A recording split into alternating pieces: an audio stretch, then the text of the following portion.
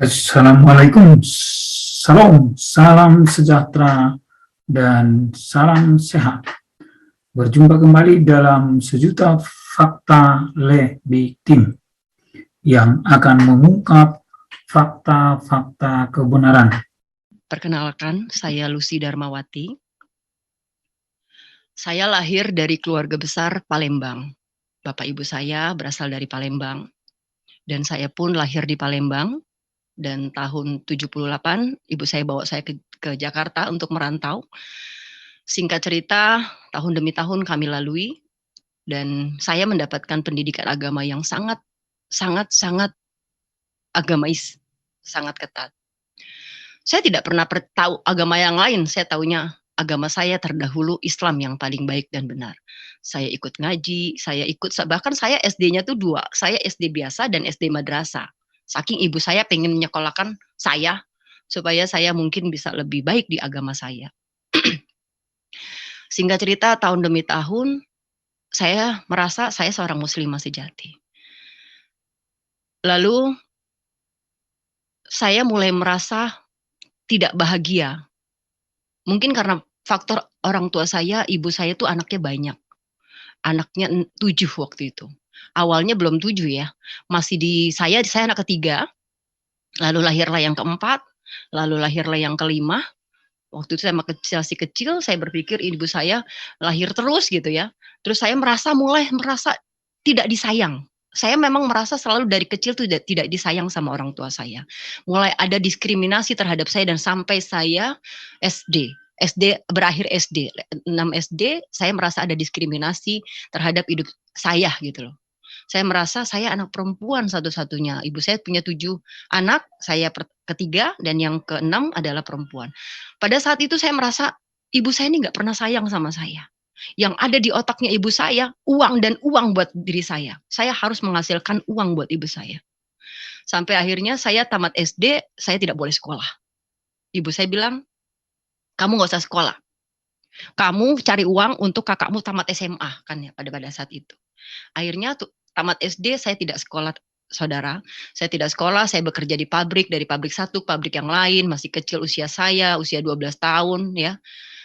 Saya tetap kerja, saya dapat uang, saya kasih ibu saya, dapat uang, saya kasih ibu saya dengan harapan saya bisa disayang sama ibu saya. Tapi yang saya dapatkan tetap sama. Ibu saya itu tidak pernah lepas omelan sama saya. Sehingga membuat saya sakit hati saya. Saya merasa ibu saya nggak pernah sayang sama saya. Saya ini anak siapa? Itu manusiawi sekali pada saat kita sebagai seorang anak berpikir, kenapa mama saya ini kok benci sekali sama saya? Saya sampai berpikir, apakah saya anak pungut? Singkat cerita, tahun demi tahun saya lalui, saya minta masuk ke SMA, 1 tahun saya tidak sekolah, lalu ibu saya dapetin uang dari hasil gusuran, waktu itu saya tinggal di Jakarta teman-teman, saudara. Saya tinggal di Jakarta dan saat itu daerah Sunter, saya dapat gusuran, ibu saya pindah, lalu ada teman SD saya yang sama seperti saya, tidak sekolah, lalu dia disekolahin. Saya minta tolong sama ibu saya, ngemis-ngemis saya minta sekolah. Saya bilang, mama saya mau sekolah. Singkat cerita, ibu saya cuma bilang gini, kalau lu mau sekolah, sekolah. Tapi jangan salahin gue, karena ibu saya itu orang Palembang, tapi logatnya tuh Jakarta gitu. Jangan salahin gue, nanti lu gak bisa bayar sekolah. Ya udah gak apa-apa mah, nanti aku bayar sendiri. Singkat cerita, SMP aku lalui kelas 1, kelas 2, kelas 3. Dan itu benar terjadi. Ibu saya tuh susah sekali untuk bayar sekolah buat saya. Karena pada saat itu memang kehidupan kami itu susah dan sulit sekali, bahkan mungkin buat makan. Tapi yang saya lihat tidak begitu. Saya lihat pada saat itu ibu saya tuh begitu pilih kasihnya terhadap saya. Saya lihat ibu saya tuh kalau buat anak laki-lakinya dia relain, dia bela-belain buat anak laki-lakinya. Akhirnya saya bisa tamat sekolah itu pun karena benar-benar saya lakukan sendiri. Kalau libur waktu itu ya, waktu zaman saya masih SD, SMP, bukan SD, SMP, kalau libur kan 1 bulan pada saat itu. Jadi 1 bulan tuh saya gunakan untuk cari uang. Saya kerja di pabrik yang dulu pernah saya kerja. Tuh Tuhan baik pada saat itu pun Tuhan sudah sayang sama saya. Saya kerja, uangnya saya taruh dan saya simpan lalu saya kasih bayar 6 bulan sebelum saya libur. Jadi begitu setiap tahunnya sampai saya tamat SMP. Lalu saya punya bakat memang dari kecil nyanyi, saya suka nyanyi. Tapi karena saya merasa anak orang nggak punya, jadi saya nggak tahu saya harus di mana menyalurkan bakat saya. Apalah saya anak orang susah, bapak saya cuma tukang ojek, tukang kadang-kadang narik beca gitu ya. Ibu saya cuma perabutan dan buruh biasa gitu, yang kadang-kadang jualan, kadang enggak. Apalah saya sekolah pun saya harus biaya sendiri sejak SMP. Lalu singkat cerita, saya masuk SMA negeri. Nah, disitulah Tuhan benar-benar, pada saat itu saya belum kenal Tuhan ya.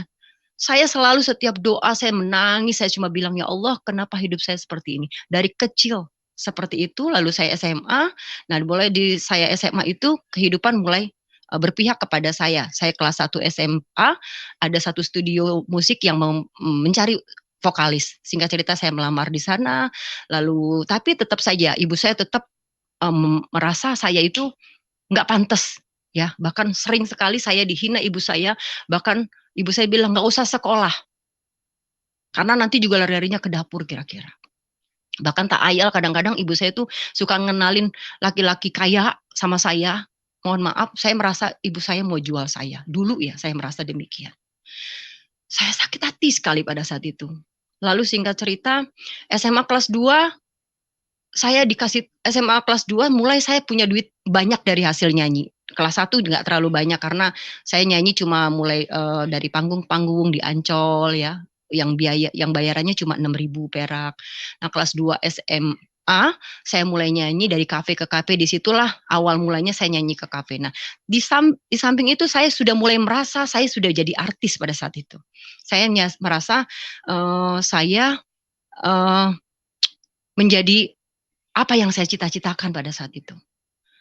Kelas 2 SMA, saya sudah mulai nyanyi ke sana, ke sini, sampai kelas 3 SMA. Sampai akhirnya saudara, sekolah saya terbengkalai. Karena saya kalau nyanyi malam sampai subuh, sampai pagi. Sekolah saya pagi. Alhasil kelas 2 semester akhir, saya banyakkan tidur. Padahal saya anak yang berprestasi, bahkan di sekolah yang sangat aktif. Saya salah satu anggota OSIS dan ketua organisasi di OSIS gitu. Dan disitulah mulai saya merasa keenakan cari duit saudara. Saya udah nggak mikirin sekolah. Yang tadinya saya 5 besar, akhirnya jadi paling bawah, saya nggak berpikir. Yang penting saya dapat duit. Singkat cerita, saya mulailah karir saya makin meningkat. Lulus SMA, saya tidak kuliah 1 tahun. Karena saya, saudara, yang saya bilang tadi, saya pikir setelah saya dapat duit banyak ya kan, saya bisa ngebantu keuangan keluarga, bisa ngebantu adik-adik saya, bisa ngebantu orang tua saya makin disayang gitu saya berpikir. Tapi ternyata tidak saudara.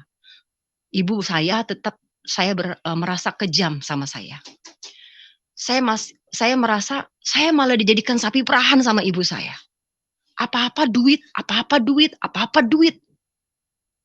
Akhirnya saya cuma berpikir, ibu saya ini nggak pernah sayang sama saya. Sekarang dia butuh saya karena dia tahu saya punya uang. Akhirnya setiap satu rumah saya selalu bertengkar terus sama ibu saya. Pertengkarannya itu yang menyakitkan hati saya. Akhirnya saya nggak pernah tinggal di rumah. Saya kos di mana-mana, saya pergi keluar kota, soalnya saya maunya nggak pernah ketemu ibu saya. Saya jadi kayak anjing sama kucing sama ibu saya, tapi ibu saya benar-benar memanfaatkan saya. Singkat cerita, saya tuh jadi broken home dan takut mengenalkan seorang laki-laki, bahkan saya takut berhubungan sama laki-laki. Akhirnya saya merasa pada saat itu, hidup saya hampa. Saya seorang perempuan, single, sendiri, umur belasan tahun. Dari umur 15 tahun berarti saya sudah mulai nyanyi ke sana ke sini. Tapi saya nggak dapetin kasih sayang yang saya harapkan dari seorang ibu. Begitu juga bapak saya. Bapak saya sayang sama saya. Tapi bapak saya itu di bawah tekanan ibu saya. Begitu juga kakak-kakak saya. Saya merasakan mengalami hal yang luar biasa pahit sekali di rumah.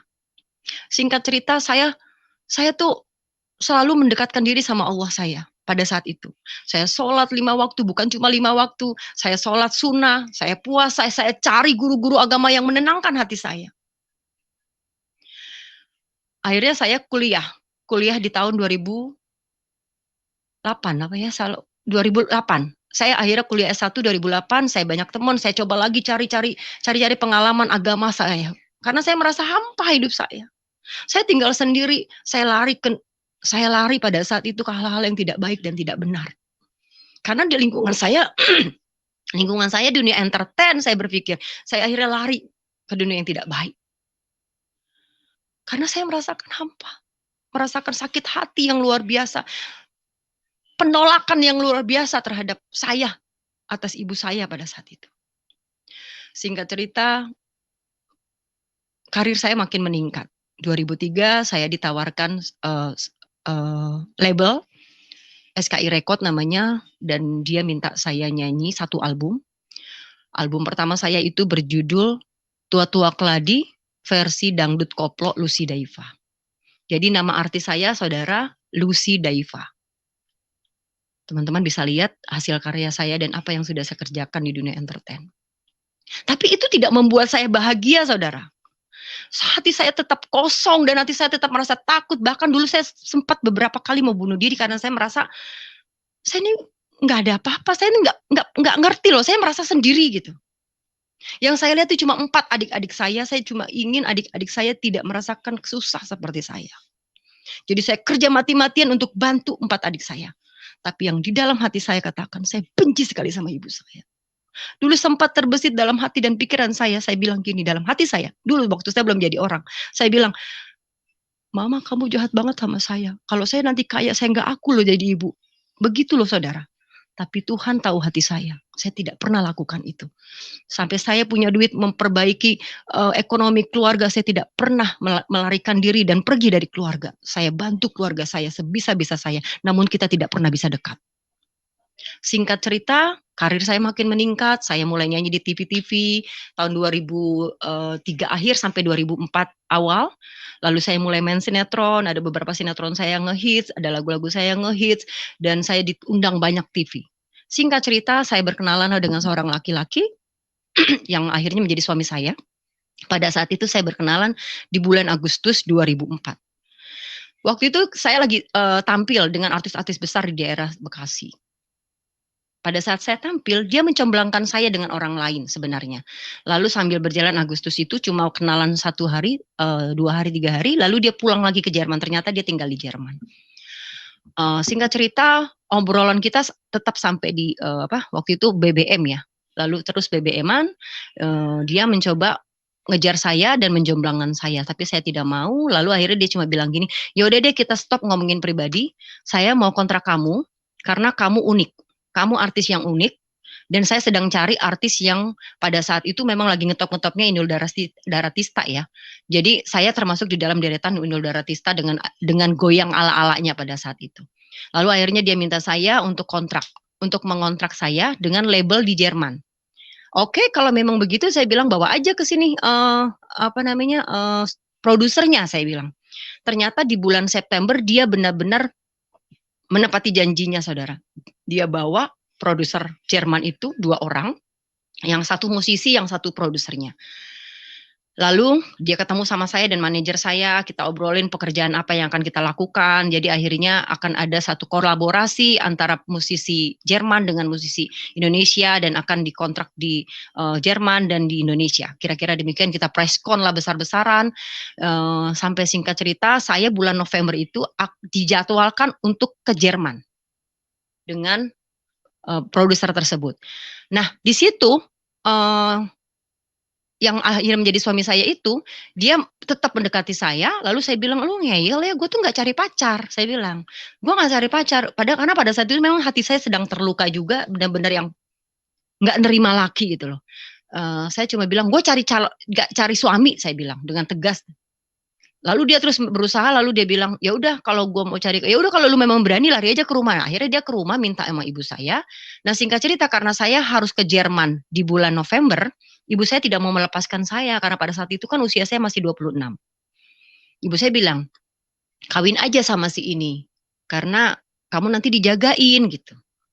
Akhirnya saya mikir-mikir itu bulan September ya, saudara. Saya mikir-mikir, ya udah deh kawin aja deh daripada nanti gue di sana sendirian. Saya mikir, ya udahlah nggak apa-apa lah kawin aja. Toh nanti kalau nggak cocok di Jerman gue ceraiin aja.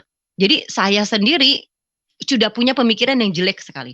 Singkat cerita di tengah kesibukan saya yang nyanyi ke sana ke sini, nyanyi di TV sana, nyanyi di TV sini, 10 Oktober akhirnya diuruslah pernikahan di KUA sama saudara-saudara saya. Saya tidak menikah mewah-mewah.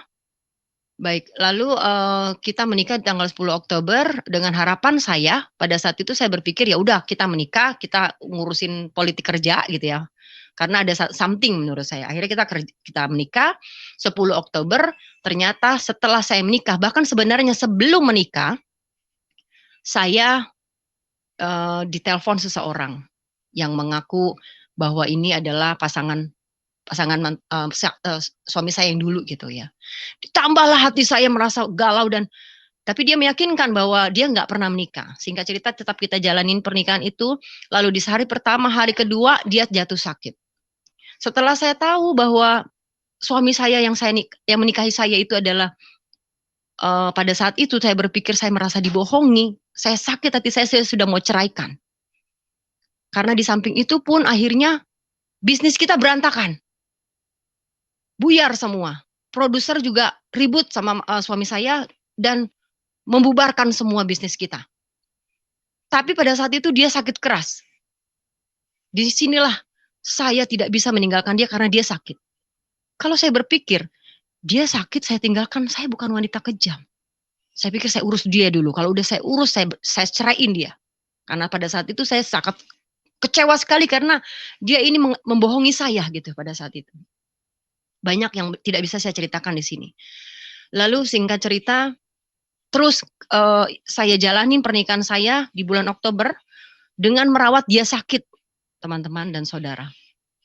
Dia sakit berminggu-minggu, bahkan sampai 1 bulan, bahkan sampai 1 bulan lebih, saya bawa ke guru-guru saya. Saya ini banyak banget guru saya loh. Di Pandeglang, di Banten, di Bandung, di Sumatera, di Sulawesi. Setiap saya di mana-mana saya cari guru. Bahkan saya tidak cari pun, mereka tuh kirim transfer ilmu sama saya. Nah singkat cerita, suami saya ini tidak bisa sembuh sama guru manapun. Ustadz manapun, kiai manapun, dengan dalil apapun tidak bisa sembuh. Bahkan sudah mau mati, saudara. Yang saya ingat suami saya itu tidak makan-makan hampir 2 bulan. 1 bulan lebih dia tidak makan-makan. Oktober ketemu November. Di bulan November, mungkin di minggu kedua, ketiga. Suatu malam, tiba-tiba kami semua kumpul, saya tinggal di rumah kan sama kakak saya dan adik saya. Suami saya itu udah seperti mau ambil nyawanya gitu. Mungkin teman-teman pernah lihat ayam yang dipotong tapi tetap mau hidup lagi. Seperti itu gambaran suami saya pada saat itu. Lalu suami saya yang udah kepengen mati ya. Nah, saya lanjutkan ya saudara, teman-teman saya flashback ke belakang, saya menikah dengan suami saya itu Islam. Karena dia juga orang Islam, saudara. KTP-nya Islam, tapi ternyata keluarganya Kristen. Saya bilang, kamu nih Kristen apa Islam? Saya bilang. Lalu dia cerita, oh saya Islam, tapi saya gini cerita tentang Kristen. Saya bilang kalau mau menikah sama saya ya terserah, nggak apa-apa sih. Saya bilang karena saya moderat terhadap agama. Singkat cerita dia menikah tetap secara Islam dan Islamkan kembali sama bapak saya. Akhirnya dia habis menikah tuh puasa ya. Oktober akhir atau November pada saat itu pokoknya puasa. Dan suami saya ajarkan tentang puasa apa, saya ajarkan tentang Islam. Bahkan pacar saya sebelum suami saya, itu saya punya pacar ya, 2 tahun, saya ajarkan tentang Islam sampai dia masuk Islam, saudara. Saya punya pacar, sampai dia masuk Islam. Masa suami saya nggak masuk Islam, saya berpikir. Akhirnya dia masuk Islam, dan kembali ke dia sakit. Pada malam saat itu, dia sakit yang sudah hampir mau mati, saudara. Saya coba bilang sama Allah saya pada saat itu, saya sholat, saya pakai mukena, kakak saya, adik saya semua saya suruh berdoa. Lalu saya bilang, ya Allah, ambil saja nyawa suamiku ya Allah, kasihan. Saya merasa ini orang kasihan udah mau mati tapi nggak mati, makan nggak bisa, minum begini nggak bisa, dia cuma bisa minum pakai air aqua gelas saudara dengan sedotannya. Saya bilang kamu makan dong Pak, nggak bisa. Sama sekali nggak bisa. Dia merasa ada ada batu yang besar menempel di badan dia katanya. Singkat cerita ada satu malam yang dia sudah mau diambil nyawanya itu karena kita merasakan serangan dahsyat ya pada saat itu. Teluh datang ke rumah kami, ke rumah saya kena, kakak saya kena, kami yang lagi berdoa kena semua teluh. Tapi kami hantam dan kami halau karena kebetulan saya siksen pada saat itu, saya tuh bisa bicara dengan hal gaib, bisa melihat hal gaib gitu. Nah singkat cerita, bapak mertua saya telepon saya. Lalu dia cerita, Lucy, Leo kenapa? Kata dia. Saya ceritakan gini-gini, kamu bantu saya, kita doakan dia. Saya doakan gini, dan disitulah pertama kali bapak mertua saya bilang gini, Leo kamu baca ini, gitu ya. Dia tidak menolak, dia izin dulu sama saya, Mama boleh gak saya baca ini, gitu. Ya saya ngelihat dia mau mati kan, saya pikir ya udahlah, nggak apa-apa lah, karena dia mau mati, saya pikir. Akhirnya dia membacakan, dia nggak kuat baca, dia bilang gini, tolong aku bacain. Dia minta bacakan kitab dia, satu ayat saja. Dia yang bukakan, dia tunjuk sama saya, bacakan ini. Saya bacakan di telinganya dia, tapi saya nggak ingat bacaan itu apa. Ya, setelah saya bacakan, lalu bapaknya diem, amin gitu. Dia minta lagu pujian, terus bapaknya bilang, kalau malam ini tidak sehat juga, besok pulang ke Bali. Akhirnya kami pulang ke Bali besoknya. Saya lupa itu hari apa. Akhirnya saya pergi ke Bali, hari itu juga pagi itu sekitar jam 9, jam 10 kita dapat pesawat penerbangan karena kita langsung beli tiket di sana, sampai di Bali sekitar jam 2 ya kira-kira dari sana. Akhirnya kita sampai di rumah mertua saya di daerah Canggu itu jam 3, saya ingat sekali sore. Ternyata sudah kumpul semua saudara-saudara bapak mertua saya, yang ternyata itu adalah orang-orang gereja. Lalu mereka bilang sama saya, izin sama saya, Pak gambarnya nggak bergerak ya Pak? Halo? Ya, bergerak kok Ibu, bergerak. Oh ya udah Tetap berarti saya terus ya Pak. Iya ya, baik. terus. Lalu ternyata di sana itu saya lupa ada berapa orang, tapi saya lihat banyak gitu. Mereka bapak mertua saya khususnya, karena pada saat itu saya lagi puasa ya. Mertua saya bilang, Lucy, ini kami mau doakan nama suami saya pada saat itu Leo ya. Nama suami saya Leo. Leo pakai cara Kristen boleh katanya gitu. Saya bilang boleh, karena menurut saya udah ikhlas Pak. Ini laki saya mau mati, saya pikir dia mau mati, jadi saya relain aja, dia mau ngapain saya relain pada saat itu. Iya boleh. Dan suami saya juga bilang, saya boleh ya, iya boleh, saya bilang. Akhirnya mereka mendoakan secara Kristen, terus dengan bijaksananya memang mertua saya bilang, Lucy, tapi Lucy doakan dengan cara Lucy ya. Tapi perlu dicatat teman-teman dan saudara seiman, bapak mertua saya ternyata notabene pun orang-orang Islam, bahkan ibu mertua saya punya pesantren di Purwakarta. Jadi dia menemui ketemu Tuhan Yesus satu demi satu tidak berbarengan. Ya, kembali kepada saya, akhirnya mereka mendoakan dan nyanyi pujian dan entahlah pada saat itu saya tidak paham ya. Pada saat itu mereka mendoakan dengan cara mereka, saya doakan dengan cara saya baca ayat kursi, saya baca Al-Fatihah, saya baca semua ayat yang saya tahu. Lalu singkat cerita pada saat saya berdoa, di sebelah kanan itu suami saya. Disinilah penglihatan pertama saya terhadap keajaiban Tuhan Yesus. Itu tahun 2004 November, saudara. Saya berdoa dengan cara saya doakan, saya baca Al-Fatihah, saya baca ayat kursi, semua saya baca, saudara. Tiba-tiba pada saat saya merem dan saya sambil baca doa seperti itu, saya tuh tiba-tiba tidak ada di situ, saudara. Saya tiba-tiba ada di sebuah taman padang rumput hijau yang meluas, melintang luas, yang dipenuhi dengan pohon-pohon yang rindang, tapi tidak menakutkan, saudara. Saya berada di sana, itu dalam keadaan saya tidak berdoa, tapi benar-benar saya merasa ada di sana. Bukan mimpi, saya merasa roh saya dibawa ke sana.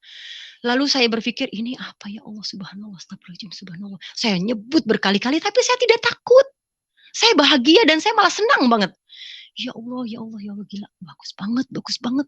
Terus saya berlari-larian, saudara.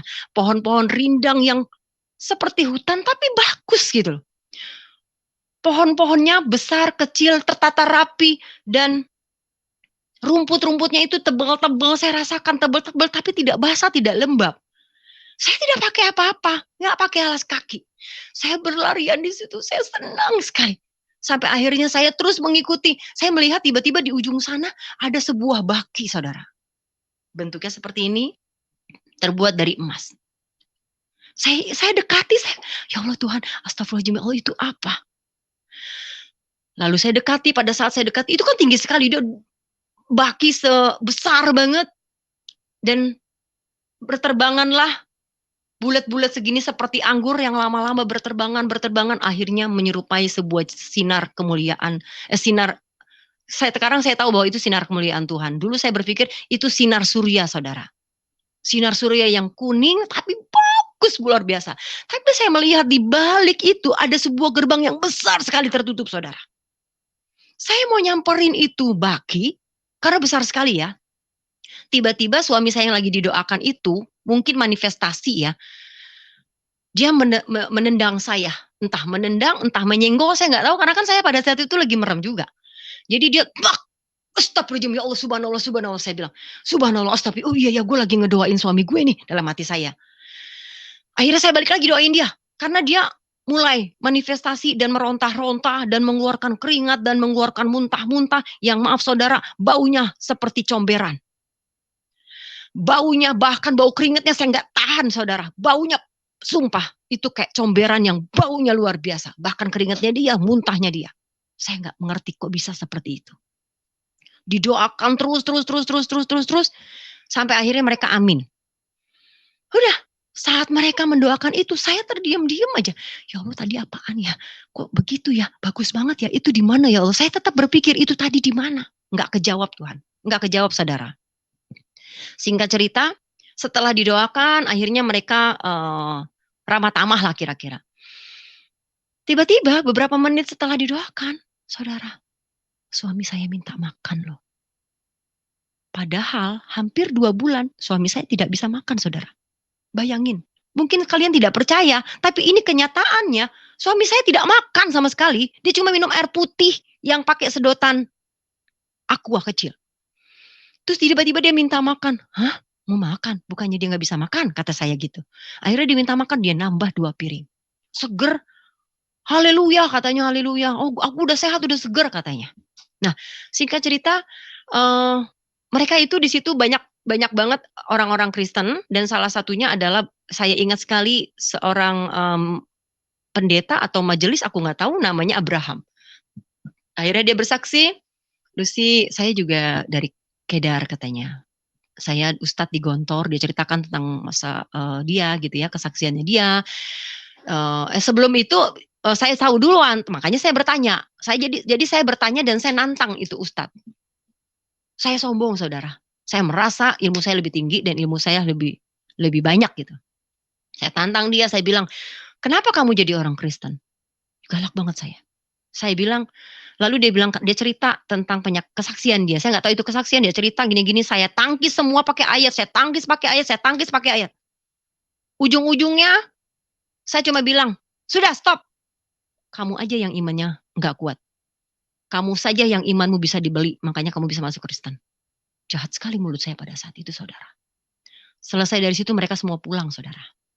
Tapi dari kesaksian itu dan dari apa yang saya lihat, apa yang dilakukan doanya orang Kristen, habis doa, habis buka puasa, saya kan puasa, mertua saya nyiapin puasa, buka ya, saya puasa, saya buka puasa, lalu saya sholat, tarawih di rumah, ibu mertua saya nyuruh saya sholat, tapi di masjid saya bilang nggak apa-apa, saya sholat di sini, lalu malam-malam habis witir saya sambung langsung ke tahajud. Saya sholatnya agak malam, saya langsung ke tahajud, itu di atas jam 2 kira-kira ya, jam 3-an saya sholat. Setelah lepas tahajud, saya berdoa di bawah kaki pangkuan Allah Subhanahu wa Ta'ala pada saat itu. Ya, pada saat itu saya bercerita. Saya berdoa yang doa 26 tahun saya tidak pernah ucapkan di depan Tuhan saya pada saat itu. Doa saya seperti ini, saudara. Saya bilang, ya Allah, Engkau siapa ya Allah? Kenapa aku begitu jauh dari Engkau ya Allah? Kenapa hidupku begitu hampa ya Allah? Kenapa aku tidak bisa begitu dekat dengan Engkau ya Allah? Kenapa Engkau begitu susahnya aku temui ya Allah? Saya bilang, karena saudara, ajaran saya mengatakan, kita ini bukan siapa-siapa di mata Allah. Jadi kalau mau minta apa-apa, mohon maaf ya, ajaran saya dulu, kalau saya mau minta apa-apa, contoh nih, job saya udah mulai sepi nih, saya larilah ke abah saya gitu, abah ustadz saya bilang, abah saya jobnya sepi nih, ya udah sini, nanti dibacain nasi nama anak-anak yatim, nanti didoain nama anak-anak yatim, nanti udah bayar aja sekian-sekian, nanti baru kabul. Suatu saat saya beranikan diri, saya bilang, abah kenapa sih, saya kan bisa aja minta langsung aja sama Allah, berdoa, minta aja langsung sama Allah. Kenapa sih saya harus selalu melalui ustadz, melalui ini? Jawabannya cuma satu. Kamu ketemu presiden aja nggak bisa langsung. Bagaimana mau ketemu Allah? Emang kamu siapa? Sehebat apa kamu ketemu Allah? Katanya gitu saudara. Disitulah ajaran saya. Mungkin juga saudara-saudara saya yang masih belum mengenal Yesus mengalami hal seperti itu. Jadi mau ketemu Allah tuh susah saudara. Kita mau nungging-nungging puluhan rakaat pun, kalau kita bukan siapa-siapa, kita tidak bisa bertemu dengan Allah. Nah singkat cerita, saya lanjutkan, saya bilang, saya begitu susah ketemu engkau ya Allah, saya bilang. Nah ada satu kata yang luar biasa yang saya ingat sampai saat ini, dan itulah titik cikal Tuhan masuk lewat saya. Saya bilang, ya Allah, kata mereka itu adalah orang-orang Kristen yang mendoakan suami saya, saudara. Saya bilang, kata mereka, engkau itu Yesus. Astagfirullahaladzim, subhanallah, ya Allah, ya Allah, ya Allah, ya Allah. Aduh ya Allah, ampuni mereka, ya Allah, maafin mereka, ya Allah. Ya Allah, ampuni mereka, ya Allah, ampuni mereka. Tapi ya Allah, kalau memang engkau itu Yesus, ya Allah, perkenalkan dirimu kepadaku, ya Allah.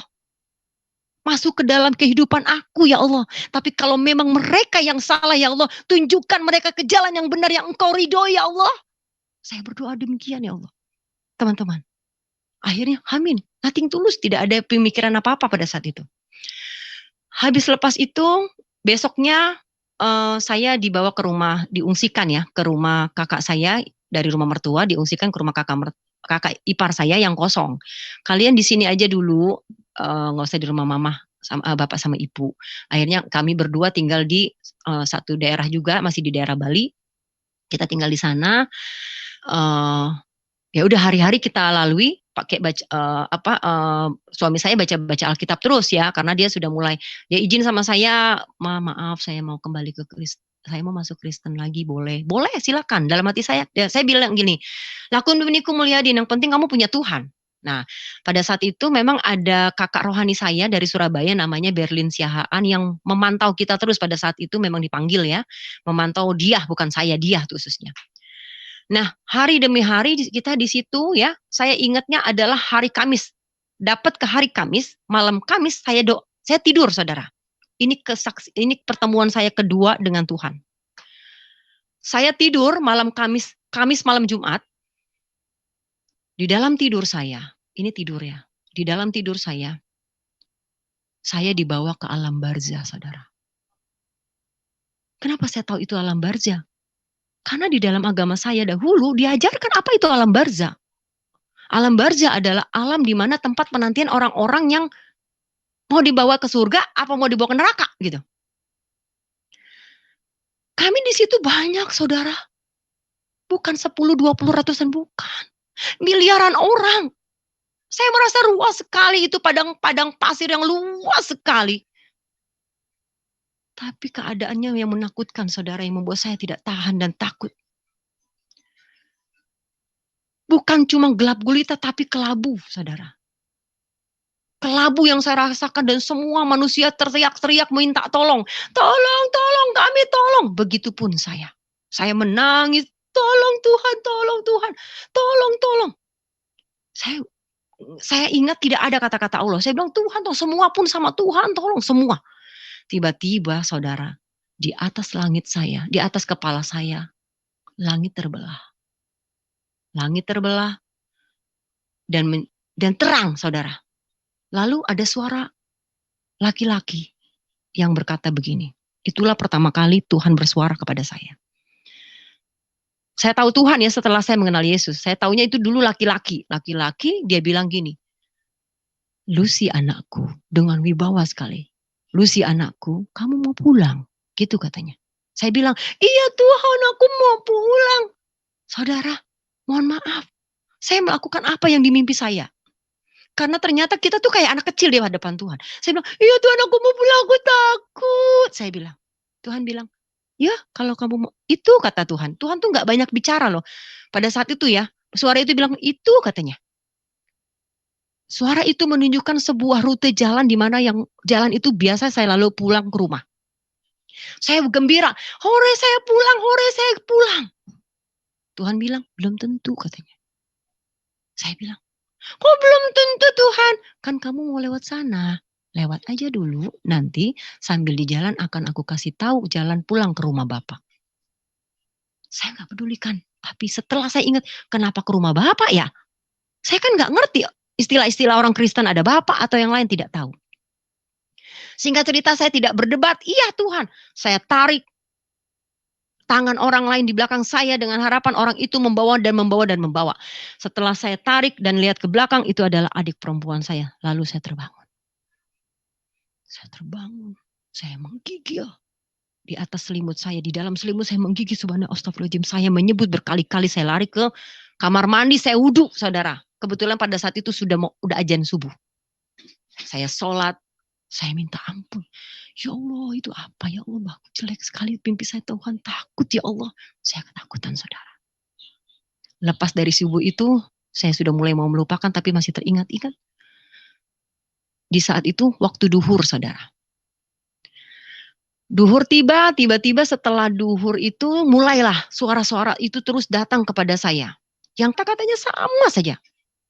Suara itu berkata begini, Lucy anakku, kalau engkau mau mengenal aku, bacalah aku.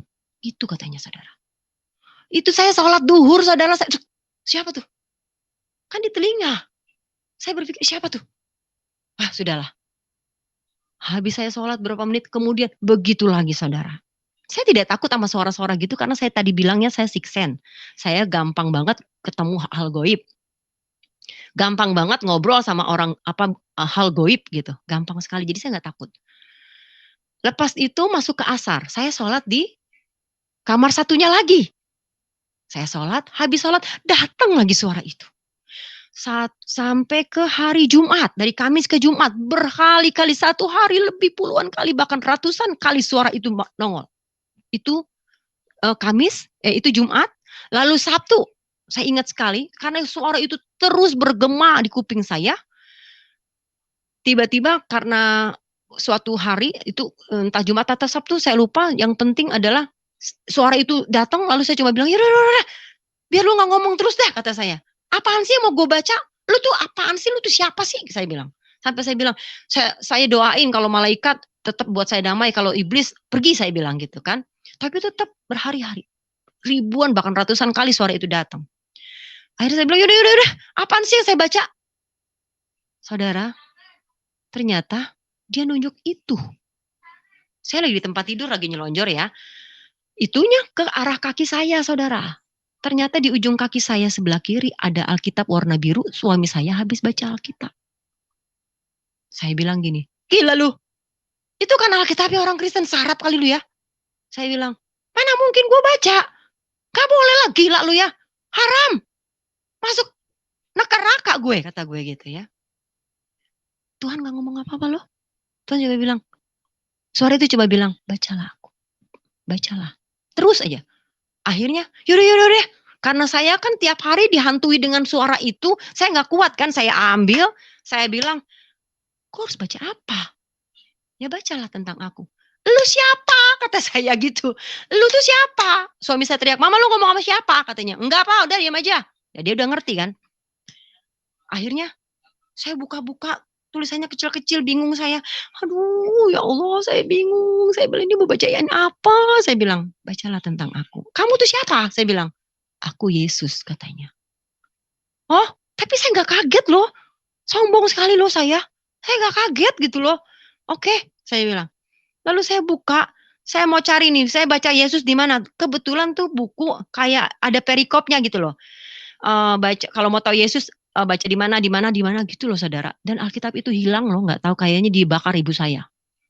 Oke. Saya baca, oh mau tahu Yesus itu berarti baca Matius. Saya baca Matius, saudara. Waktu saya baca itu suara nggak datang loh. Diam, saya baca. Tapi sebelum baca, saya baca istighfar berkali-kali. Saya baca Al-Fatihah, saya baca ayat kursi, semua ayat yang saya tahu saya baca. Saya minta ampun sama Allah, saya bilang, ya Allah maafin aku ya Allah ya, ampuni aku ya Allah ya. Jangan kau marah, jangan masuk neraka ya Allah, jangan keharamkan aku. Anggap aja aku baca novel, kata saya. Akhirnya saya baca Matius, lembar demi lembar, ayat demi ayat, itu datanglah sampai hari Sabtu, sampai malam Minggu. Bahkan sebelum itu saya mulai agak menggigil badan saya, saudara. Saya mulai merasakan ketakutan dan terheran-heran yang luar biasa. Karena saya merasakan banyak hal yang tidak saya ketahui, tapi saya tahu di dalam Alkitab itu. Padahal saya baru baca Matius, saudara. Matius, Markus, dan Lukas. Kenapa cepat? Nggak tahu, saya cepat sekali baca itu. Terus saya berpikir, cepet banget. Saya sampai berpikir, gila ya, apa benar ya Yesus yang dia ceritakan itu sama Isa Al-Masih yang saya punya, gitu. Ya, di mana kalau di sini Yesus dibilang bisa menghidupkan orang mati, di sini Yesus bisa membuat burung merpati dan banyak lagi kehebatan-kehebatan Yesus yang tidak banyak aku tahu di agamaku. Nah, singkat cerita, saya mulai takut baca. Malam minggu, tiba-tiba mertua saya datang ke rumah. Mertua saya bilang gini, kepergok saya baca Alkitab, saya langsung tutup, saya banting Alkitab, saudara. Terus mertua saya bilang, Lucy, kalau mau tahu tentang orang Kristen, besok kan hari Minggu, ikut aja ke gereja, biar kamu tidak membenci orang Kristen. Cuma itu omongan mertua saya. Saya cuma nggak bilang enggak, nggak bilang iya, saya diem aja. Karena masih keras hidup saya itu keras banget. Singkat cerita kami masuk ke kamar dan saya marah-marahin suami saya. Saya bilang, kau dengar ya, kau mau masuk Kristen lagi aku nggak peduli. Karena kau punya imanku imanku, aku bilang. Tapi tolong kau jangan racuni saya dan jangan kau suruh bapakmu bawa-bawa saya ke gereja, saya bilang. Dia nggak ngomong apa-apa. Dia cuma bilang, iya, kan cuma ngajak doang, kamu nggak usah ikut, katanya. Ya udah, tidurlah kita. Besok pagi jam 6 dia sudah kuplak-kuplak bertiga mau ke gereja, saudara. Jam 6:15 saya ingat sekali. Mereka udah rapi semua mau ke gereja Lembah Pujian tadi saya ingat ya. Pak Bapak Yunus kasih tahu saya Lembah Pujian. Lalu akhirnya mereka jam 6:15 tiba-tiba nggak jadi berangkat, saudara, karena mobilnya mogok. Saya yang lagi baca-baca majalah, saya lagi baca-baca koran sambil ngelonjoran di tempat tidur, tiba-tiba saudara, saya itu seperti ada yang bangunin begini loh. Nah, dibangunin, dituntun saya ke kamar mandi, disuruh mandi, dimandiin lah saya. Saya pikir, ini mau ngapain sih gue kok mandi gitu. Udah, dimandiin, terus tiba-tiba saya handukan, saya dibukain koper. Kamu pakai baju ini, baju ini, baju ini. Saya ingat sekali atasannya putih, bawahnya kembang-kembang warna pink. Ingat sekali. Dipilihkan Tuhan saya pakai baju itu, saudara. Oke, saya bingung saya mau kemana, gitu kan. Nggak lama kemudian, suami saya masuk lagi ke kamar entah mau ngapain. Sampai sekarang saya belum bertanya, waktu itu lu mau ngapain sih masuk ke dalam kamar gitu ya. Dia masuk ke kamar, tiba-tiba dia terkaget-kaget ngeliat saya sudah cantik ya. Nggak sampai 5 menit loh, saudara. Dia cuma bilang, mau kemana kamu, Mah? Mulut ini berkata dengan apa yang dibisikkan di dalam telinga saya. Gereja. Saya ikut gereja. Suami saya, iya. Akhirnya kita keluar berdua. Setelah keluar, saudara, mobilnya nyala. Sampai suami dan mertua saya, loh kok bisa tiba-tiba nyala? Kenapa, Ber? Katanya gitu kan. Si Mas Berin yang benerin. Ya udahlah, yang penting nyala. Udah nyala. Saya duduk di belakang. Saya sambil zikir, saya sambil berdoa, ya Allah, saya mau ke gereja, Tuhan ampuni saya, Tuhan ampuni saya. Saya cuma pengen ikut, ini suara apa, kalau memang malaikat, bawa saya ke yang benar ya Allah, saya bilang gitu. Akhirnya saya ke gereja, di gereja itu besar sekali di Bali, gereja Lembah Pujian namanya. Lalu saya lihat di depan gereja itu, mau naik ke atasnya itu ada kolam. Saya bingung, saya bilang gini, lucu ya orang Kristen kok bikin kolam renang di depan gereja, saya bilang gitu ya. Lalu tiba-tiba suara itu ngomong gini, nanti engkau akan kusucikan di sana, katanya. Suara itu bilang, selalu di sebelah kanan saya. Saya nggak jawab, begitulah kira-kira gitu kali ya, nggak gitu. Masuklah ke dalam, sudah sampai ke dalam, bapak mertua saya bilang, Lucy, karena kamu kan cuma mengamati, kita duduk di belakang ya, Lus, katanya. Tiba-tiba yang membisikkan saya bilang, tidak, kamu duduk di depan, katanya. Enggak, Pak, duduk depan. Saya sombong sekali, saudara. Saya sombong banget, luar biasa. Saya yakin dan percaya pada saat itu karena kesombongan saya masuk ikut. Saya cuma pengen membuktikan orang Kristen kerjanya ngapain sih di gereja gitu. Akhirnya kita duduk di depan. Iya, kata mertua saya. Duduklah kita di depan. Tiba-tiba kita diingatkan ya bahwa ternyata itu adalah tempat para aser-aser dan para pekerja. Akhirnya saya duduk di paling 2 di sebelah kanan panggung. Mereka mulailah puji-pujian, penyembahan, yang menurut saya itu aneh ya. Karena mereka nangis-nangis, teriak-teriak, hahaha, kekek-kekek, nangis lagi. Bermenit-menit. Sampai saya bosan, kesal. Saya bisikan suami saya gini, bilang, "Lu tuh kapan sembayangnya? Ya tadi lu nyanyi-nyanyi kayak orang konser, tapi kayak orang gila, tau gak, ini semua orang gila isinya ya. Nangis, teriak-teriak, jingkrak-jingkrak, aha ehe. Goblok." Saya bilang gitu, saudara. Itu saya dulu. Suami saya cuma bilang, "Udah, kamu diem aja. Kalau kamu nggak nyaman, kamu duduk." Emang gua duduk aja dari tadi. Saya bilang gitu. Oke, udah diam. Hingga satu waktu, bukan satu waktu, akhirnya timbullah satu lagu sebelum mereka ibadah, sebelum khotbah. Kenapa saya tahu sebelum khotbah? Karena saya setelah udah melalui itu ya. Ada satu lagu yang membuat saya berbalik kepada saya gilanya, saudara. Lagu itu dinyanyikan berulang-ulang. Nah, sebelum-sebelumnya kan lagu-lagunya itu kan ada bahasa Yesus, ada bahasa entahlah yang memang nggak boleh saya pakai kan. Lalu pertama satu rap saya nggak menyadari, saudara. Masuk kedua rap saya pun nggak mulai baca dong. Karena kan screen white-nya besar banget kan. Saya mulai baca, saudara. Saya mulai berpikir gini, karena saya penyanyi pada saat itu, saya pikir lagunya bagus ya, liriknya bagus dalam hati saya. Nggak ada kata-kata Yesus. Mulailah saya ikutin, saudara, dalam hati saya. Saya bilang, bagus nih lagunya, saya ikutin aja deh.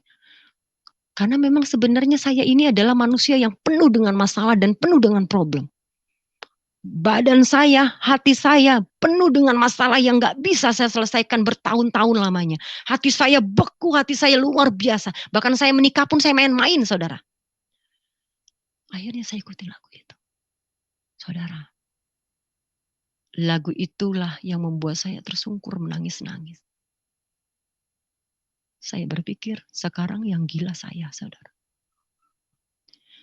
Lagu itu berisi seperti ini. Satu perkara yang tak dapat ku mengerti, mengapakah harus terjadi di dalam kehidupan ini. Itu tidak ada bahasa Yesusnya. Banyak perkara yang ku simpan dalam hati, tiada satu pun kan terjadi. Allahnya saya ganti Allah, saudara. Tanpa Allah peduli. Masuk rap, saudara.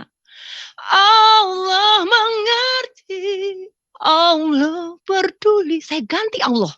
Sampai akhirnya, dan ternyata saudara, itu lagu rapnya berulang-ulang. Setelah saya jadi orang Kristen, saya baru sadar, gak pernah ada bawain lagu rapnya bisa 10 kali lebih, saudara. Tuhan mau siksa saya pada saat itu sebenarnya. Siksa itu dalam arti tanda kutip mau menyentuh hati saya. Saya nangis tersungkur-sungkur, saudara. Ya Allah, aku ini menderita, ya Allah. Saya menangis, saudara. Mengingat begitu pahit, begitu pedihnya hidup saya. Maka setelah saya menikah pun saya dibohongi, saya menangis, saudara. Karena berrap itu berkali-kali saya terus menangis, tapi luar biasanya. Suami saya tidak angkat saya. Enggak bilang, ngapain sih lu bikin malu. Enggak loh, saudara. Tuhan pakai mulut lidah mereka semua diam. Saya enggak bisa menghentikan nangis saya. Saya tersungkur-sungkur di gereja. Saya teriak kepada Allah saya, Tuhan, ya Allah tolong saya. Saat itu saya tidak merasakan jawaban apapun. Akhirnya sampai kami pulang, saya tidak dapat rasakan apapun. Singkat cerita, di perjalanan pada saat itu hari Minggu saya nggak puasa. Kayaknya saya waktu itu mens. Lalu saya bilang begini pada saat kita makan. Saya mikir, suami saya aja bisa disembuhkan ya. Apalagi saya ya, mungkin saya bisa disembuhkan. Saya ini hati saya sakit sekali. Saya tuh punya masalah besar dalam hidup saya. Menurut saya pada saat itu, saya memang punya masalah yang gak bisa selesai gitu, yang bertahun-tahun menumpuk di hati saya, menimbulkan kebencian terhadap orang tua saya, terhadap kakak-kakak saya.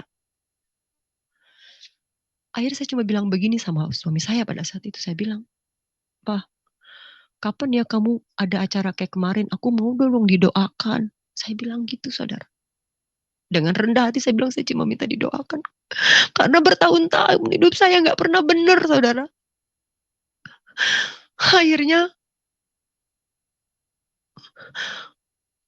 suami saya bilang, Bapak Lucy minta didoakan. Oh iya, nanti hari Rabu kita ada acara namanya Family Altar. Akhirnya sampailah ke hari Rabu. Sampai ke hari Rabu saya jadi tamu aja diam. Nah, lantas pada saat terakhir dia bilang, Lucy kita doakan ya, tapi kamu ikutin kita ya Lus ya. Iya, saya berpikir, saya kan gak jadi orang Kristen, saya minta didoakan doang, saya bilang gitu. Akhirnya saya didoakan, dan lagunya saudara, itu kan orang-orang bapak saya yang Kristen itu nggak tahu kalau saya ke gereja saudara, karena tidak satu gereja. Saya nggak tahu, mereka nggak ada gitu. Dan mereka kan nggak tahu saya kayak orang gila nangis-nangis kan. Ternyata lagu itu dibawakan saudara. Nangis lagi lah saya. Karena tidak duduk di bangku, dibawakan ya. Saya nangis-nangis, mereka terus menyanyikan lagu itu, mau mendoakan saya sudah sesak napas saya karena begitu sesaknya hidup saya sambil nangis terus, tiba-tiba saudara, di tengah kerumunan mereka yang sedang mendoakan saya, masuklah sosok laki-laki ke dalam kerumunan itu. Saya ingat dia berjubah putih, berambut panjang. Langsung datang ke saya, dia pegang dada saya seperti ini. Saudara, pada saat dia menyentuh dada saya, yang saya rasakan adem yang luar biasa. Yang saya rasakan hilang masalah saya. Yang saya rasakan lenyap sudah apa yang saya rasakan, sesak saya tuh hilang saudara. Seperti anak kecil yang menangis, ya, tapi tiba-tiba dikasih permen dan diam. Itu saya. Langsung saya diam, seperti nggak punya masalah saudara pada saat itu. Lalu mereka amin. Nah setelah mereka amin, saya sibuk mencari laki-laki yang menyentuh dada saya. Saudara. Lalu saya bilang, saya cari dong. Orang laki-laki yang tadi nyentuh saya lari ke kamar mandi, saya cari. Saya di belakang ada apa sih di rumah itu ada lemari ya, saya cari. Lalu saya lihat orang tadi tuh lewat sini. Setelah saya lihat itu tembok loh saudara. Lalu suami saya bilang gini, kamu nyari apa sih mah? Saya bisikin dia, tadi ada laki-laki yang nyentuh dada gue. Makanya gue diem, tangannya adem banget, kayak sejuk lah gitu, kayak bukan es gitu saya bilang. Bukan es tapi sejuk. Yang mana? Pakai baju putih, dia pakai jubah putih. Gue ingetnya jubah putih kan punya orang Islam doang ya. Pakai jubah putih, rambutnya panjang. Tapi dia berkilau-kilau loh. Saya bilang gitu. Tapi kok gue bingung ya, kok dia bisa tembus tembok. Dasar suami saya mulai comel saudara. Teriaklah dia, haleluya, Lucy dijamah Yesus katanya, Lucy dijamah Tuhan Yesus. Apaan sih lo? Saya marah-marah saudara. Emang seperti apa sih? Enggak. Masa sih itu Yesus? Kata, iya itu Yesus, coba Lucy cari. Ya udah, tetap loh saudara, saya merasa tidak kaget. Ya udah, gitu aja. Oh itu, oke. Tetap nggak kaget saudara. Saya tetap pulang menjalankan ibadah saya loh saudara. Saya tetap sholat, tapi saya tetap baca Alkitab. Saya baca Al-Quran. Kebetulan pada saat itu kan saya nggak bawa Al-Quran dong. Tapi saya baca Alkitab makin gencar. Setelah Matius, Lukas, Markus, saya berhenti tuh di situ. Lalu saya bilang, saya mau baca apa lagi ya? Baca tentang siapa ya? Oh ya, baca tentang manusia pertama tuh siapa? Saya bilang gitu. Terus saya dituntun sama suara itu loh. Tuhan bilang Kejadian. Saya baca dong Kejadian. Baca lagi, makin terbelagak lah saya. Mulai dari Kejadian itu, mulai dari Adam, penciptaan dan lain sebagainya sampai ke Abraham ada. Pokoknya saya baca Alkitab sudah mulai banyak nabi-nabi yang saya itu tadinya nggak tahu banyak tentang hebatnya, tapi di Alkitab banyak tahu hebatnya. Saya buru-buru minta pulang saudara, karena saya pengen pulang. Saya mau baca Al-Quran yang saya baca gitu loh. Singkat cerita, seminggu kurang lah lebih saya di Bali, saya pulang. Saya pulang duluan karena suami saya tidak boleh pulang. Harus tetap diobati. Dia 2 minggu di sana, saya pulang. Saya sampai di rumah, saya tetap baca, saya bawa tuh Alkitabnya, saya bilang, Leo pinjam Alkitabnya ya? Iya, oke. Saya baca, saya mampir ke rumah saudara saya itu, Mas Berlin, bukan berdebat ya, saya cari kebenaran gini-gini. Kebetulan kakak rohani saya Berlin itu banyak tahu tentang Al-Quran, jadi saya enak kalau dia ngomong sama dia. Jadi dia ngomong tuh bukan mau Kristenin saya berpikir kita ngomong tuh sharing gitu loh. Singkat cerita, saya sampai di rumah, saya banding-bandingkan Al-Quran dengan Al-Quran dengan Alkitab. Terus saya bandingkan. Saudara, saya tuh bacanya bukan Al-Quran, saudara. Saya bacanya Al-Furqan. Buat teman-teman, sahabat-sahabat saya, saudara-saudara saya yang masih Islam, Al-Furqan itu adalah isinya ayat-ayat Al-Quran. Ada artinya dan ada maknanya. Jadi jangan cuma baca alif lam mim, auzubillah, Arab-Arab itu saja. Tahu artinya supaya kau tidak dibohongi. Pada saat itu saya baca, saudara, dan saya bandingkan. Setiap saya menanyakan sesuatu, saya cuma nanya di dalam sholat saya, Tuhan yang suara itu tuh kasih tahu, dia bukakan di dalam Alkitab, dia bukakan. Lalu di dalam Al-Furqan dibukakan. Saya ini bukan manusia hebat yang bisa banding-bandingkan kitab pada saat itu. Saya cuma pengen terjawab kehausan saya gitu loh. Nah, singkat cerita, tiba-tiba saya berpikir, jenuh juga ya saya nih jadi orang Islam. Capek loh saya. Sholat, nungging-nungging, puluhan rakaat berhari-hari. Tapi saya tetap merasa tuh Tuhan saya gak dekat sama saya. Tiba-tiba tadi saya ngedumel gitu, Tuhan tunjukkan sebuah ayat di Alkitab yang isinya demikian. Datanglah kepadaku. Ini di atasnya tentang ibadah, saudara. Mungkin nanti bisa bertanya sama pendeta-pendeta ayatnya apa, saya lupa. Isinya adalah datanglah kepadaku dengan hatimu yang rindu akan aku, dengan hatimu yang ingin bertemu aku, gitu kira-kira. Bukan karena dengan hatimu yang rindu aku, datanglah kepadaku dengan hatimu yang ingin menyembah aku, dengan hatimu yang rindu akan aku, bukan karena kewajiban. Itu yang saya garis bawahi, bukan karena kewajiban. Dari ayat itu saya bisa menggambarkan, iya ya, kita tuh sebenarnya kalau mau datang sama Allah, jangan karena kewajiban. Gua kan datang sama Allah karena wajib. Subuh-subuh, duhur, asar, maghrib, isya. Wajib weh. Kalau nggak sholat satu waktu aja lu, dihitung 40 dosanya loh, 40 tahun dosanya. Bayangin, jadi gua aku tuh hari-hari itu berpikir hidupku dikejar-kejar dosa, saudara. Karena aku merasa, aku kalau nggak sholat satu waktu, 40 tahun. Kita berbuat zina 40 tahun. Kita berbuat dosa 40 tahun. Berarti hidup kita itu sudah penuh dengan dosa. Mau buat baik kayak apapun gak akan masuk surga. Susah masuk surga pada saat itu. Saya belum tahu Kristen loh. Belum tahu Yesus. Udah berpikir secara logika buat hidup saya. Gila ya. Di agama gue susah banget kayak gini ya. Makanya saya susah ketemu sama Allah pada saat itu. Singkat cerita, dengan ayat itu langsung tiba-tiba saya malas sholat, saudara. Yaudahlah, gue lagi gak pengen sholat. Yang penting ada ayat begini. Setiap nafasmu adalah ibadahmu kepadaku, kata Tuhan di dalam Alkitab. Saya terapkan itu, saudara. Iyalah, gue nafas juga gue sembah Allah kok. Saya nggak tahu. Saya tetap merasa saya tetap Islam pada saat itu. Saya cuma pengen tahu gitu ya. Singkat cerita, suami saya datang, saudara. Datang dari Bali dan saya bersyukur, ya udah puji Tuhan dia udah sehat. Alhamdulillah pada saat itu. Alhamdulillah dia udah sehat. Tapi saudara ternyata tidak, dia belum sehat. Ada satu malam tiba-tiba, saudara. Ini sebelum malam kejadian dia terserang lagi ya, keserang sama dukun-dukun itu lagi. Berhari-hari setelah saya baca-baca Alkitab, bahkan suami saya belum pulang, saya tuh dimimpiin nih, saudara. Dimimpiin sama laki-laki yang sama yang saya tahu sekarang adalah Yesus. Dia selalu bilang begini, Lucy anakku, baptislah dirimu beserta suamimu. Tiap malam, saudara. Setiap saya tidur, mau tidur siang, mau tidur malam, saya setiap tidur, laki-laki itu selalu bilang, Lucy anakku, baptislah dirimu beserta,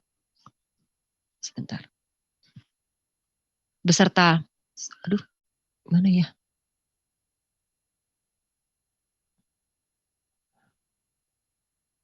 Beserta suamimu. Begitu terus tiap saya tidur, saudara. Sampai saya berpikir, aduh, apaan sih? Nah, suami saya datang kan? Pada saat suami saya datang, saya ngomong, Leo, baptis itu apa sih? Saya bilang gitu. Oh, baptis itu penyucian diri kita, penyerahan diri kita, katanya. Terus saya bilang, iya nih, gue suruh dibaptis sama siapa, kata dia. Yaitu sama orang yang sama, yang suka ngomong-ngomong sama gue, kata saya gitu. Saya mohon maaf ya, saya ngomongnya seperti itu. Lalu Gila lu kan bukan orang Kristen, lu nggak boleh dibaptis, kata suami saya. Lu kan bukan orang Kristen, lu nggak boleh dibaptis. Oke, udah saya ngikutin ya. 1 hari dia di rumah, 2 hari dia di rumah, terus begitu saudara sampai saya pusing. Dan ada satu masa di mana satu malam nih, di mana suami saya terserang lagi saya bilang tadi. Tapi kata-kata itu kan udah berhari-hari ya. Suami saya terserang dan malam-malam juga setiap teluh datang tuh selalu tengah malam saudara. Silakan tanya sama dukun-dukun yang sakti sekalipun. Tanya sama mereka. Teluh, dukun, santet itu selalu datang tengah malam. Tengah malam dia datang, suami saya terkapar di apa namanya di pangkuan saya yang sudah mau mati lagi nih. Saya bilang, aduh ya Allah, saya bilang subhanallah, astagfirullahaladzim ya Allah, kakak, saya panggil kakak saya kan, tolongin kakak, kenapa? Dicari-cari lagi nih gini-gini. Akhirnya saya cuma bilang gini, ya Allah, bukan, saya nggak bilang ya Allah ya, saya nantangin Tuhan Yesus akhirnya saudara. Karena saya kan teriak-teriak ya Allah, doa semua tuh kakak saya. Tiba-tiba saya tuh ingat begini, saya marah sama Tuhan Yesus, Tuhannya orang Kristen. Saya bilang gini, hei Yesus, ini suami saya bilang gini, hei Yesus, katanya engkau Tuhan yang hebat, katanya engkau luar biasa, kenapa kau tidak sembuhkan suamiku? Kenapa dia masih terserang begini? Kalau engkau memang hebat, kalau engkau memang Tuhannya orang Kristen yang hebat, sembuhkan suamiku 100%. Jangan setengah-setengah. Kalau dia sembuh, aku mau dibaptis. Ih, gila ya. Ini mulut saya ya. Lalu sudah tidur loh, dia bisa tidur saudara. Saya lupa ya sama sumpah saya. Tidur, besok bangun seperti biasa, tidak terjadi apa-apa. 1-2 hari tiba-tiba datang lagi nih suara itu. Saudara. Tapi bukan mimpi ke kuping. Kata suara itu bilang gini. Lucy, katanya mau dibaptis. Gitu saudara. Sekali, 2 kali, 3 kali. Lama-lama saya bilang gini. Iya, ntar dulu. Saya nanya sama suami saya. Ayo, gue disuruh dibaptis nih, gue capek nih. Lu mah gak tahu sih dikejar-kejar sama goib. Saya bilang gitu ya. Apaan sih? Lu tuh kan bukan orang Kristen, lu gak boleh dibaptis katanya. Ya tapi bagaimana? Kata gue, ini suaranya datang terus gitu.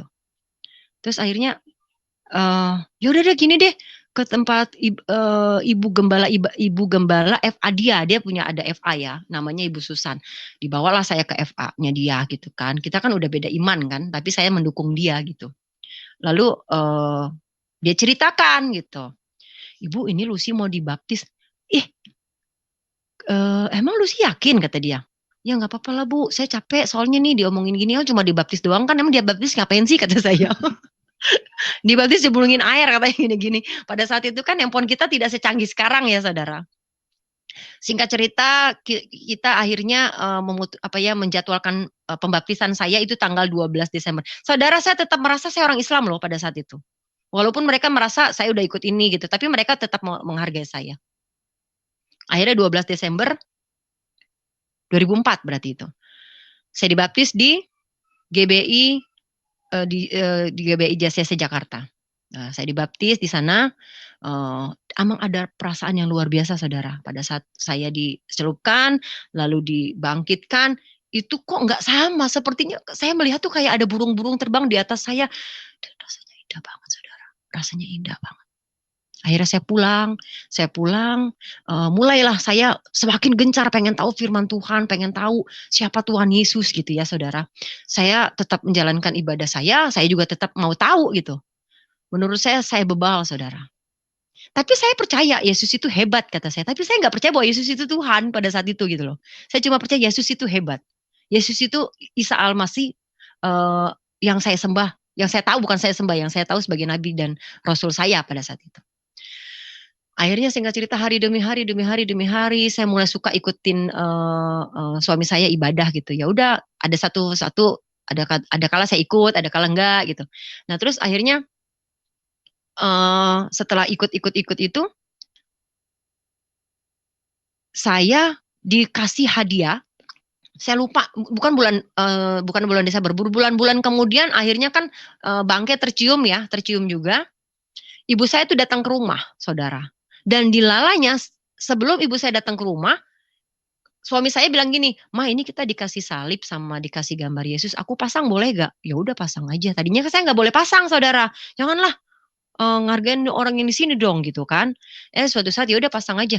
Nah, saya waktu itu punya kafe pinggir jalan ya, kafe tenda. Kita di kafe, di warung gitu, benerin nungguin kafe kita gitu. Di samping di tengah-tengah saya syuting atau gimana gitu pada saat itu. Setelah saya pulang saudara, ada ibu saya. Ibu saya masuk, saya langsung ditarik berdua sama suami saya, dimaki-maki suami saya sama ibu saya, yang saya lupa apa maki-makinya. Tapi suami saya melawan loh saudara. Itulah karena dia tidak bersama Tuhan. Dia lawan ibu mertuanya. Siapa yang ngajak-ngajak lo? Berantem lah. Akhirnya suami saya kabur, takut karena ya. Dia kabur lari entah kemana. Tinggal saya sendiri dikunci sama ibu saya. Saya disiksa saudara. Pertama dia ambil salib, dia banting di depan saya, bleduk. Dia ambil foto Yesus, dia banting, apa ini kardus-kardus katanya. Dia banting, dia injak-injak, tak. Saya berpikir digebukinlah ke saya. Ternyata ibu saya cuma ambil sapu saudara. Ibu saya pukul saya pakai sapu ijuk, sapu lidi, semua yang ada di situ. Bahkan salib itu dibantingkan ke dekat saya tapi tidak kena saudara. Lalu mohon maaf ya saudara. Ibu saya mohon maaf sekali. Tangannya dimasukkan kemaluannya. Dia basahi dengan kemaluannya. Dia usap di muka saya. Dia bilang kamu lahir dari saya katanya. Dari rahim saya, dari ini saya. Dia doakan secara Islam. Semua dia doakan. Semoga saya katanya saya tidak musyrik, semua doakan. Saya diam loh saudara. Padahal sebelum itu saya tuh kayak ibu anjing sama kucing sama ibu saya. Mana bisa saya digituin, saya maki-maki lagi ibu saya biasanya. Saya marah, maksudnya bukan saya marahin, saya lawan gitu. Tapi saat itu saya tidak lawan saudara. Saya cuma diam duduk di kursi saudara. Saya diam, ibu saya pukulin, beleduk. Adik-adik saya nangis semua. Adik saya waktu itu saat itu ada 2, Herni dan Roni. Dia nangis, mama udah dong, udah mama. Karena dia nggak tega ngelihat kakaknya yang berjuang buat dia dikebukin sama ibunya. Saya cuma diam, udah sayang, udah nggak apa-apa dek, saya bilang. Terus dia gebukin saya, dijenggut, wah saya disiksanya luar biasa. Akhirnya karena tidak tahannya, adik saya yang laki-laki tarik saya, mbak keluar mbak. Dia ambil kunci, dia terus. Yang satu pegangin ibu saya, yang satu pegangin saya dibawa keluar, diusir keluar, plak dikunci. Ibu saya ditaruh di kunci, saya di luar sama adik saya. Saya diam, saya duduk di taman. Saya tetap berdoa. Saya cuma bilang, itu sudah berbulan-bulan ya setelah Desember. Saya bilang, Tuhan, ya Allah ampuni dia. Saya sudah mulai doanya tuh sudah mulai percaya bahwa Yesus itu Tuhan. Tapi saya masih sosok gitu loh menjalankan 50% secara Islam, menjalankan 50% secara Kristen gitu. Saya bilang ya Tuhan ampuni ibu saya karena dia tidak tahu apa yang dia perbuat. Terus saya mendoakan itu. Tiba-tiba laki-laki itu datang. Tuhan Yesus datang kepada saya, dia ada di sebelah kiri saya, dia pangku saya, dia elus-elus saya. Seperti kita menggendong seorang anak gitu loh saudara. Saya digendong Tuhan, saya dielus-elus Tuhan. Anakku sayang, gitu katanya. Saya tenang sekali.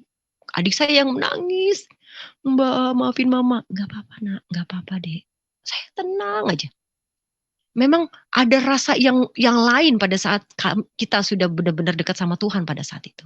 Tapi saudara, bahwasanya saya saat itu masih setengah-setengah belum benar-benar percaya kepada Yesus. Hanya saya sudah percaya bahwasanya ya memang hebat loh Tuhan Yesus gitu. Tapi saya belum mau banyak bersaksi dan dalam artian emang saya masih merasa enggak saya enggak masuk Kristen. Singkat cerita saya sudah bertahun-tahun mulai nih kedengeran. Sifat saya itu jadi berbeda kata teman-teman artis saya. Nah, mulai kayaknya setelah beberapa tahun kemudian 1-2 tahun atau ya kemudian ketahuan lah sahabat saya nih penyanyi dangdut yang terkenal dengan patah-patah itu bertanya kepada saya, "Lucy, lu masuk Kristen ya?" Saudara, saya nggak tahu, nggak jawab apa-apa. Saudara, saya takut. Enggak, saya bilang enggak. Orang saya masih Muslim kok, saya bilang gitu. Saya terus bertahun-tahun menutupi iman saya, saudara. Saya kenal sama Nafa Urba. Suatu saat saya bilang Nafa, saya bersaksi sama Nafa. Ih kakak harus menjadi ini loh bersaksi gini. Tapi saya nggak tahu jalannya karena pada saat itu. Akhirnya saya tetap jalankan dengan jalan saya gitu. Dan singkat cerita, rumah tangga kami terus dilalui dengan separuh-separuh iman saya pada saat itu. Tapi banyak kejadian yang luar biasa yang saya alami setelah saya percaya Yesus. Saya itu jadi tidak pemarah gitu. Dan saya malah lebih banyak mengampuni ibu saya. Karena pada saat itu kan saya benci banget ya sama ibu saya. Tapi tiba-tiba tuh setelah kenal Yesus saya banyak mengampuni dan malah saya begitu mengasihi ibu saya. Nggak tahu karena apa. Karena Yesus saya percaya. Begitu banyaknya kerikil-kerikil yang saya hadapi. Belum lagi rumah tangga saya yang begitu berantakan. Tapi Tuhan Yesus tetap bersama saya. Bahkan di tahun 2007 akhirnya saya melahirkan anak. Mohon maaf ya saudara, saat itu pun saya masih suka sholat apa sih namanya? Sholat puasa tarawih saudara. Kan pulang ke rumah mama saya, Mbak lu gak sholat? Ya saya menghargai mereka ikut saya sholat, tapi memang saya sholatnya itu bukan lagi baca-bacaan seperti itu gitu loh. Ada satu masa ya saudaranya, teman-teman kadrun saya mungkin bisa ambil ini ya. Jadi tiba-tiba suatu saat ada buku ajaran tuntunan sholat di rumah saya saudara. Saya pikir bukunya siapa nih? Kan gak mungkin, saya adik-adik saya udah katam semua sholat, bukunya siapa? Dilalanya kok itu saya baca ya saudara. Saya baca, di sini tadi saya sudah, untuk meyakinkan kembali, saya sudah searching arti dari atahiyat akhir saudara.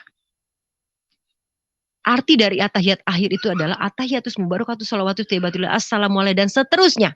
Itu artinya adalah, ya Allah ampunilah Nabi bla bla bla bla. Dia menganggapnya Nabi kan, ampunilah junjungan mereka, dosa-dosa junjungan mereka, dosa para sanak saudaranya, dosa para sahabatnya. Saya baca saja, ini saya bacakan, tapi saya kasih tahu artinya ya teman-teman. Inilah yang membuat saya bertanya-tanya, gila ya selama ini berarti gue sholat itu dibohongin. Aku merasa kita itu ya sholat itu dibohongin saudara. Saya takut salah, tapi ini yang terjadi. Artinya, ya Allah ampunilah dosaku yang aku lewatkan dan yang aku akhiri apa yang aku rasa dan bukan yang ini.